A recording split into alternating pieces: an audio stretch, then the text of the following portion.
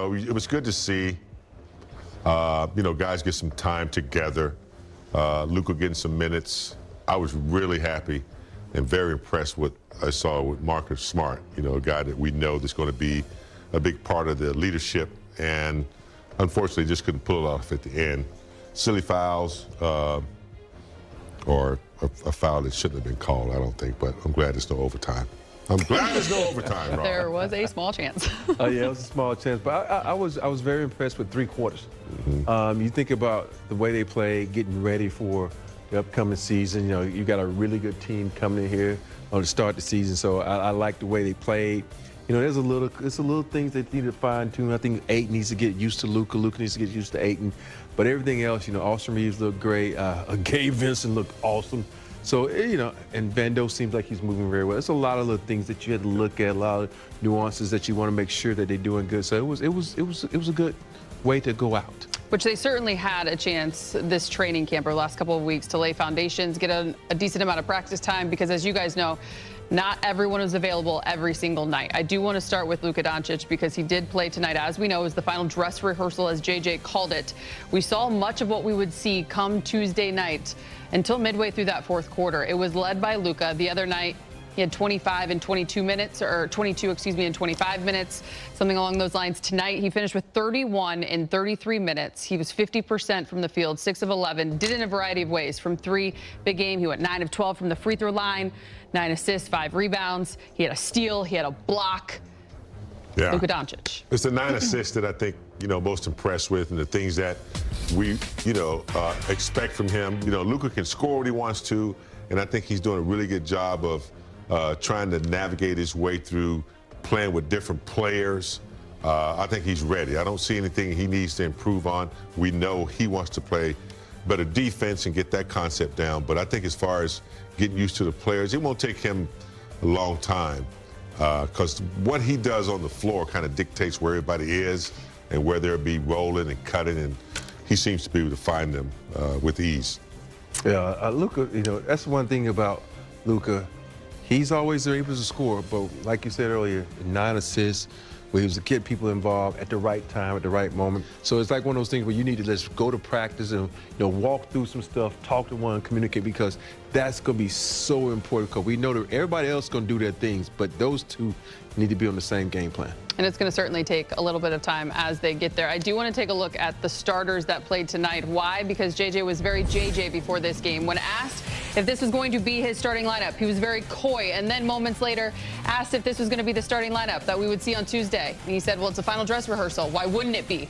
So make of it what you want there, but not a bad night for the starting 5 big game. When you think of that group as a starting group, you can interchange when you want to. You can throw Vanderbilt in there time from time, but I like it because of the reason I like it because of Gabe. Gabe's emergence, a healthy player, an experienced player, and then I think having Ayton and Hayes is going to free Rui up to do what he's a specialist at, and that's bully ball and take advantage of matchups. So yeah, I mean that's a good starting lineup, and I think they can deviate if he needs to.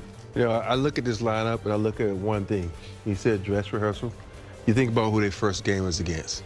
It's not a very tall team. Mm-hmm. So this is a small lineup. You think about it, you got Gabe and AR there and Luka. That's a small lineup right there. And so you're going up against one of the smallest lineups in Golden State. You think about it, they start Draymond Green at center. And Draymond Green, I stood next to him. That dude ain't about 6'6" or 6'8", Allie. He's short. And so this is a dress rehearsal for them. But the one thing that they say, you got to know when to hold them and know when to fold them. And AR needs to know when to hold them, know when to fold them. You 0 for 7. I know you're trying to shoot everything out, but this is a time where pump fake, relocate, do something. So there's little things like that they, today's player, they always think, oh, I'm going to get that next one to fall. And they get so pig-headed sometimes, bull-headed, that they want to take it. See, this is a lineup when I say, okay, Gabe is shooting the ball like that. Penetrate.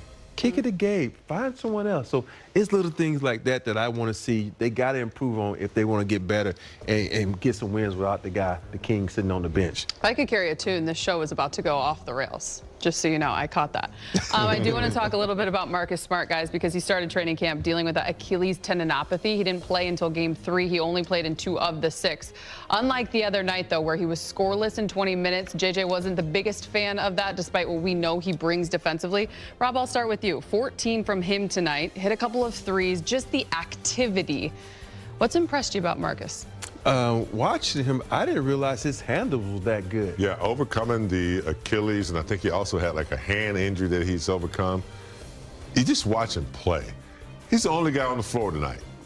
You know, he's diving out the balls. It just his activity and his presence on the court. It's just something about the way he plays. Tough every play. Defensively, he's always talking, you know, elaborating to other guys what to do. So I just love his activity. You just feel it. He's physical, and like you said, he's knocking down shots. If he's scoring, he scores off the defense, but he's knocked down the 3. And I saw him pull up and hit like a nice little 15-footer off the dribble. But his activity, it's just strong. You feel it out there. He's physical. He's bumping. He's talking, and that's what the Lakers are going to need every night. You could feel that renewed energy. He said he's like a dog with a bone hanging over him. He cannot wait to get going. He wants one more. What's that look for? Time to hear from Coach JJ Redick. He's brought to you by your Toyota dealers. JJ, what stands out the most tonight, and anything that kind of correlates with what you've seen throughout the preseason that you're thinking about before the regular season opener? The biggest thing from tonight was just our passing. 28 assists, 10 turnovers, 9 live ball or dead ball turnovers, 1 shot clock violation. The reality is we should have about 35 assists. We've got to figure out our lobs, and then we had a couple of Harlem Globetrotter plays when the simple play was right there. But we had multiple possessions where everybody touched it. We created multiple advantages, got good shots, some of which we didn't make. But I liked our offensive flow and execution for most of the game. Not a great defensive start, but there were some really good things in the second, third quarter. I challenged the guys to be into the basketball more. We were just so far off the body every time we got an ice or a weak call, and they were better in the second half. Better, not perfect, but better. And I think just overall, good to have like a Marcus Smart game. Did some really good things, and that's a positive sign for us going into the regular season. All the our starting 5, all in the plus minus, and 3 of them in double figures. So I liked overall that group together. So again, another game where I think we took a step in the right direction. To follow up on Smart, the first game he played, obviously just trying to get his legs under him. What did you see tonight, and what does that kind of tell you about where he's at going into the season? Just feel the comfort level, the rhythm, the confidence, all that stuff. He didn't touch the ball a lot against Phoenix, but was shot ready and aggressive off the dribble, made a couple really nice drives, and then defensively just being active and disruptive and physical, dove on the floor. It's just a lot of like Marcus Smart plays in that game.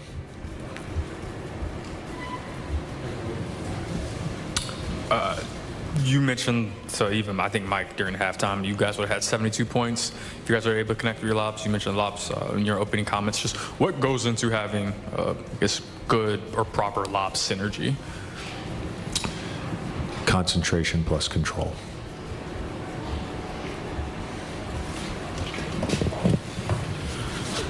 So Gabe started tonight, and you mentioned you like that starting group and what they were able to do, scoring. And how does Gabe enhance what you have with the guys that you're going to be starting all season?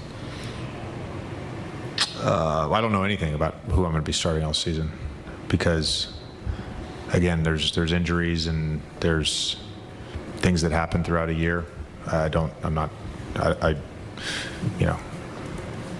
have a pretty good idea of who's going to start game one. After that, I don't know. So, but I do think in that lineup, you know, there's a lot of shooting around Luka and Da, and Gabe is another ball handler, another tough defender. I think he fits in well, but you have to take a look at every matchup we play against and have to make a decision there. JJ, how do you adapt the groups, or how do you evaluate the group's adaptability through preseason amid all the different lineups and injuries? I would say very good. We consistently either played one short rotation in the third quarter outside of the night, one short rotation in the third quarter, and sometimes not played guys like the other night. Didn't play guys. I think our first half numbers have been great in terms of net rating and all that stuff. So we're getting off to good starts, and then there's just a lot of lineups that probably won't play a single second together this season in the second half. That's just the reality.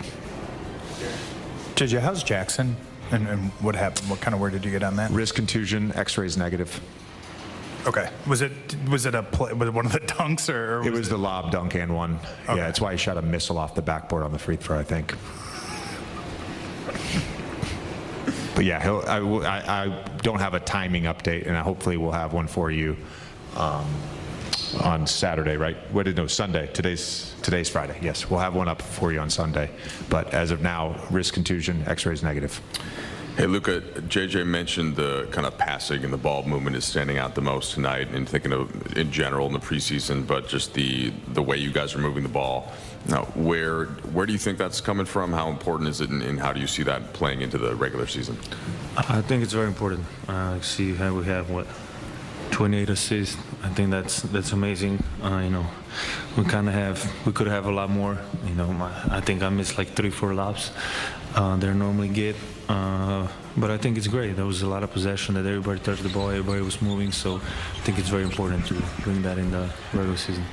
On the flip side, JJ talked about the defense needing to be a little better. Obviously, maybe got a little bit closer pressure to the ball. Where do you see as you guys need to grow the most before the opener on Tuesday?